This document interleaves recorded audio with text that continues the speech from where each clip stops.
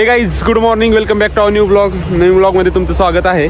तर आजचा व्हिडिओ चालू करण्याआधी तुम्हाला एक सांगायचं होतं, आपल्या यूट्यूब चॅनलवरती आपले 100 व्हिडिओज अपलोड झालेले आहेत. त्याच्यानिमित्त एक छोटंसं आपण शॉर्ट टाकलेले आहे, जे की यूट्यूबवरती काल अपलोड झालेले आहे. तुम्ही पाहिली नसेल तर अवश्य जाऊन पाहू शकता. आजच्या व्हिडिओला सुरुवात करूया. आज आपल्याला शेतात जाण्याआधी आपल्या घरासमोर जो ऑर्गॅनिक प्लॉट आहे त्याला थोडं आपल्याला गोमूत्र घालून घ्यायचं आहे. जे की आपले वांगे आहेत, बाकी टोमॅटो आहेत, मिरच्या आहेत, त्यांना आपण पाण्यामध्ये मिक्स करून गोमूत्र घालणार आहे. कारण गोमूत्राचा फायदा बघितला तर खूप आहे आपल्याला शेतीला. त्यामुळं आपण हे करतो ते सर्व ऑर्गॅनिक करत आहे, याला कोणत्याही प्रकारचं रसायन वापरलेलं नाही. तर आज आपण त्याला पाण्यामध्ये मिक्स करून गोमूत्र घालणार आहे. जे की आपण सकाळी दूध काढताना गोमूत्र कलेक्ट केलं होतं ते आपण एका बाटलीमध्ये कलेक्ट करून आणलं आहे. मग ते आता पाण्यामध्ये मिक्स करून हे जे समोर तुम्हाला वांगी दिसत आहेत त्याला आपण घालून घेणार आहे. तर समोर बघू शकता गाईस तुम्ही, फुलं लागलेली आहेत आता, आणि याला वांगी पण यायला सुरुवात होईल आता थोड्या दिवसामध्ये. आणि इकडं टोमॅटो तुम्ही बघू शकता त्याला पण लागलेले आहेत. तर त्याला बांधून घ्यायचा आणि बाकी ह्याला गोमूत्र घालायचं. आज आपल्याकडे छोटंसं टास्क आहे, ते कंप्लीट करू. आणि मग शेतामध्ये आज आपल्या काल ज्वारी भिजवायला चालू होती, त्याचबरोबर जो आपला हरभरा आहे तो कोळपायला चालू होता. कोळप म्हणजे काय तर तुम्ही व्हिडिओमध्ये जाऊन पाहू शकता, डिटेलमध्ये आपण सांगितलेलं आहे. तर आपल्या यूट्यूब चॅनलवरती ते अपलोड झालेले आहेत, पाहिजे नसेल तर तुम्ही पाहून घ्या. आणि नवीन असाल तर जरूर चॅनलला सबस्क्राईब करा. जे आपलं गोमूत्र असतं देशी गाईचं आपण कलेक्ट केलेलं आहे ते एवढं स्ट्रॉंग असतं, जर आपण ते डिरेक्टली आपल्या झाडांना दिलं तर ते झाडं जळून जातात. त्यामुळं आपल्याला ते योग्यरित्या प्रमाण घेऊन त्याचं पाण्यामध्ये मिक्स करून ते आपण देणार आहे. त्याच्यानं काय होतं, जी झाडं असतात ते आपली चांगली सुधारतात आणि ते फळ असतं ते चांगलं लागतं. आणि त्याच्यामध्ये बऱ्याच प्रकारचे न्यूट्रियन्स असतात आपल्या गोमूत्रामध्ये, त्यामुळे ते आपण यूज करणार आहे. गाईस समोर बघू शकताय, हे आपण देशी गोमूत्र कलेक्ट केलेलं आहे. आपण सकाळी जेव्हा दूध काढतो आपल्या शेतामध्ये तेव्हा हे कलेक्ट केलेलं आहे आणि साधारणतः 2.25 लिटर आहे. तर हे आपण समजा आता 1 लिटर गोमूत्र असेल तर 2 लिटर पाणी घ्यायचं आपल्याला. तर हे 2 लिटर आहे म्हणल्यावर आपण त्याच्याप्रमाणे पाणी मिक्स करून आपल्या देशी प्लॉटमधील वांग्यांना, टोमॅटोला आणि मिरच्यांना तर देणार आहे.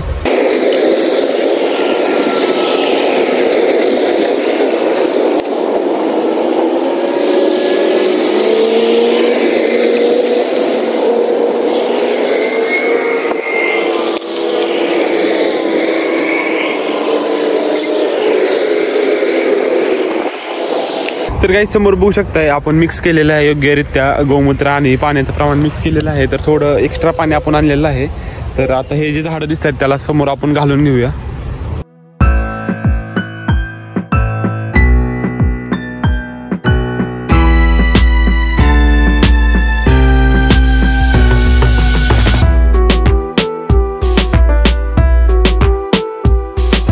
समोर बघू शकता आपण अशा पद्धतीने बुडामध्ये आपण जे गोमूत्र होतं ते योग्य प्रमाणात पाण्यात मिसळून ते आपल्या झाडांना दिलेलं आहे. वातावरण बघू शकताय, क्लाउडी झालेलं आहे, पावसाची शक्यता दिसते. काल पण असंच झालं होतं पण पाऊस आलेला नाही. आय होप की आज पण तो येणार नाही.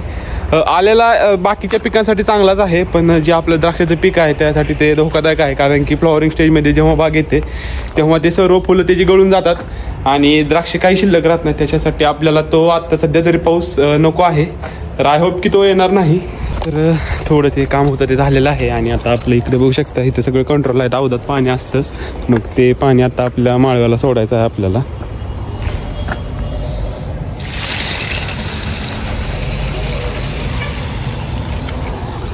तर इथून पाईपलाईन अशी तिकडे गेलेली आहे. मग ते आडवा पाईप टाकलेला आहे सबलाईन, त्याला आपण नळ काढून दिलेले आहेत. मग त्याच्यातून आता समोर बघू शकताय तुम्ही इथं पाणी यायला चालू झालेलं आहे. नको तेच व्हायला लागले, पाऊस यायला लागलेला आहे जे की नको आहे आपल्या द्राक्ष बागेसाठी. आणि तुम्हाला इथं झाडाच्या पानावरती दिसत असेल हे टिपकं पडलेले दिसत असतील तुम्हाला इथं. तर आता पाऊस चालू झालेला आहे आणि आभाळ पण तसं भरपूर आहे इकडं. आय होप की पाऊस एवढ्या ह्याच्यावरच थांबेल, कारण जास्त आला तर ते फ्लॉवरिंगमध्ये जे बाग असते ते पूर्णपणे धुवून जाते. तर आपण आपल्या फार्ममध्ये आलो मित्रांनो, आणि चांगली गोष्ट अशी आहे की आपल्या फार्ममध्ये एकदम चांगल्या प्रकारे ऊन पडलेलं आहे आणि आभाळ पण आता कमी झालेलं आहे बघू शकता. याच्यासारखी आनंदाची गोष्ट दुसरी कोणतीच नाही. कारण की समोर आपली जी बाग दिसते तुम्हाला ते सध्या फ्लॉवरिंग स्टेजमध्ये येत आहे. त्याच्यामुळं जर आता पाऊस आला तर जे फ्लॉवरिंग असतं ते सगळं निघून जातं. त्यामुळं जे पाऊस न आलेला आपल्या बागेसाठी चांगला आहे. आणि आता चांगल्या प्रकारे ऊन पडलेलं आहे, तुम्हाला सावली दिसत असेल तर माझी.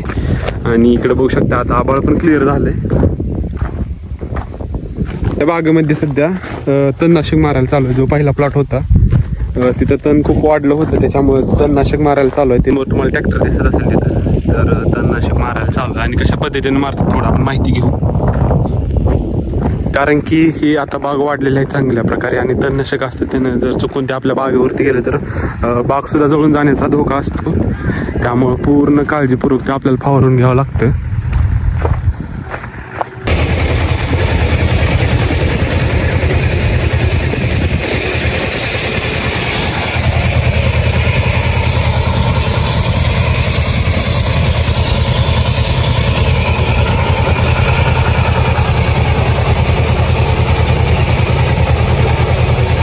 तर काही आपण पहिल्या प्लॉटमध्ये आहे आणि समोर बघू शकता कशा प्रकारे तणनाशक मारायला चालू आहे. इकडे थोडं ओपन असल्यामुळे हवा लागते, त्याच्यामुळे ते थोडं औषध उडते.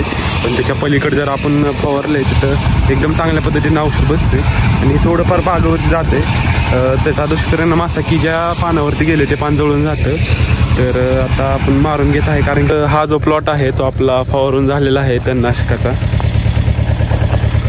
आता दुसरा जो प्लॉट आहे त्याला सेम असं आपण फवारून घेणार आहे, कारण की बाग जेवढी स्वच्छ असते तेवढं बाकीच्या रोगाचं प्रमाण कमी होतं. कारण की जे गवतावर रोग येतात तेच पुन्हा हळूहळू बागेवरती जातात. त्यामुळे जेवढे बाग आपली क्लिअर असेल तेवढं रोगाचं प्रमाण कमी राहतं.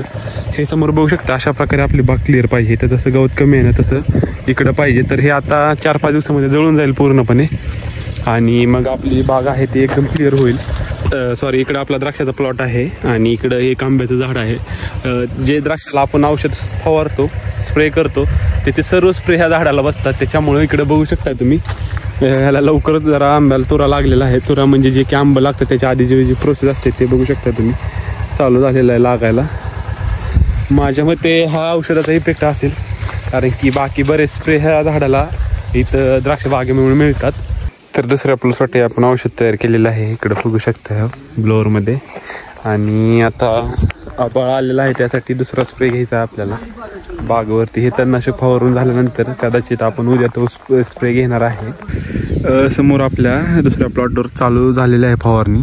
त्याच्या आधी इकडे हे झाड बघा, हे तुम्ही व्हिडिओमध्ये बघितलं असेल की मी आळी दाखवली होती तुम्हाला. ते आळीमुळं हे झाड जळून गेलेलं आहे आणि पूर्णपणे मोठं होतं, आंबे लागत होते, पण एक फांदी चांगली आहे याची आणि बाकी सर्व जळून गेलेले आहेत. काळजी घेतली पण थोडं लेट झाल्यामुळे ते जळाले आहेत. बाकी इकडचे आंबे चांगले आहेत. ते खोडाळी असते, ते काय करते जे बोड असतं झाडाचं ते आतून पोखरते आणि पूर्ण मोकळं करते. त्याच्यामुळं ते त्याला जे खालून अन्नद्रव्य भेटायचे असतात ते झाडाला भेटत नाहीत वरती, त्याच्यामुळे ते जळून जातं. तर आता सेम केस आपल्या झाडासोबत झालेलं आहे मागच्या.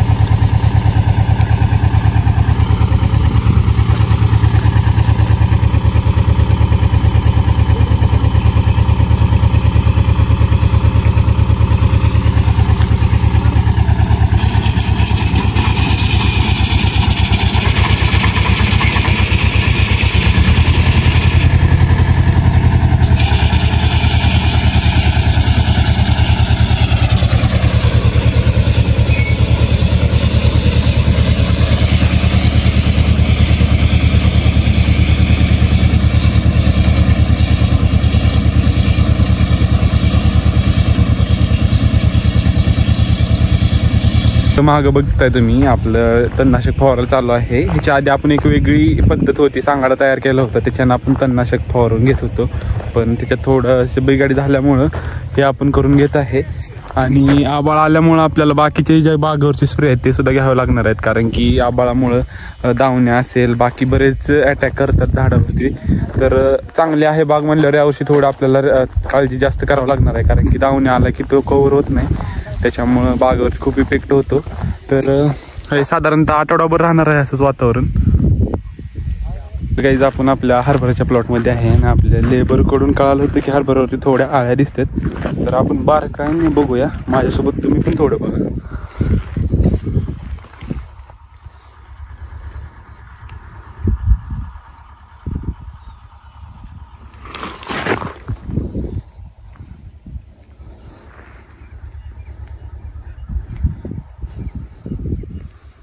इथं बघू शकताय आळी स्पॉट झालेली आहे आपल्याला. ह्या आळ्या काय करतात, जे हरभऱ्याचे शेंड असतात ते खाऊन टाकतात. एक्झाम्पल तुम्हाला इथं दिसत असेल, इथं आळे आहे आणि इथं तिनं खाऊन टाकलेलं आहे ते. काहीच आपण आहे आपल्या हरभऱ्याच्या प्लॉटमध्ये आणि तुम्ही मागच्या क्लिपमध्ये बघितलं असेल कशा प्रकारे अटॅक करते त्याच्या शेंड्यावरती. तर हे शेंडे अशा प्रकारे पूर्ण खाऊन टाकते, हे बघू शकता. तर आपण ह्याच्यावरती स्प्रे घेतला होता एकदा, पण अजून एकदा घ्यावं लागेल कारण की जी आळी आहे ते क्युअर झाले नाही, म्हणजे कमी झालेली नाही आहे. त्यासाठी आपल्याला अजून एकदा स्प्रे घ्यावं लागणार आहे. त्यानंतर पाण्यातसुद्धा नियोजन करावं लागणार आहे कारण की इकडे बघू शकताय आता पूर्णपणे जमीन वाळलेली आहे आणि जी ओल आहे ते पूर्णपणे खाली गेलेले आहे. तर त्याच्यासाठी आपल्याला पाण्याचं सुद्धा नियोजन करणार आहे आपण. हे आपला ज्वारीचा प्लॉट आहे. हा आपला एक प्लॉट आहे तो भिजून झालेला आहे. ह्याच्या खाली अजून एक प्लॉट सेम असा आहे, तो आपल्याला भिजून घ्यायचा आहे. आणि बघू शकता अशा पद्धतीने भिजून झालेला आहे आणि टवटवीतपणा पण ह्याचा फ्रेशनेसपणा पण वाढलेला आहे. आणि थोडं फार तुम्हाला समोर दिसत असेल किडलेलं ते तेवढं थोडंफार असतं ते ज्वारीवरती. तर अशा पद्धतीने तुम्ही बघितल्या व्हिडिओमध्ये की आपल्या घरासमोर ऑर्गॅनिक प्लॉटला आपण कशा पद्धतीने गोमूत्र वापरला आणि गोमूत्राचे युजेस खूप चांगले आहेत आपल्या शेतीसाठी. तसेच आपल्या शेतामध्ये हरभऱ्यावरती जी आळी पडलेली आहे त्याच्यावरती पण आपल्याला स्प्रे घ्यायचा आहे. मग ते 1-2 दिवसामध्ये आपण घेणार आहे. 1-2 दिवसात म्हणण्यापेक्षा उद्याच घ्यावं लागेल कारण की त्यानंतर जो आपला शेंडा असतो तो जर म्हणजे आळी खाऊन टाकायला लागली तर त्याची वाढ भरपूर होत नाही. त्यासाठी आपल्याला ते लवकर स्प्रे घ्यायचा आहे. तर तो आपण उद्या घेणार आहे. तर हा व्हिडिओ तुम्ही शेवटपर्यंत बघितला त्याबद्दल मी तुमचा मनापासून आभारी आहे. भेटू एका नवीन व्हिडिओमध्ये. तोपर्यंत थँक्यू.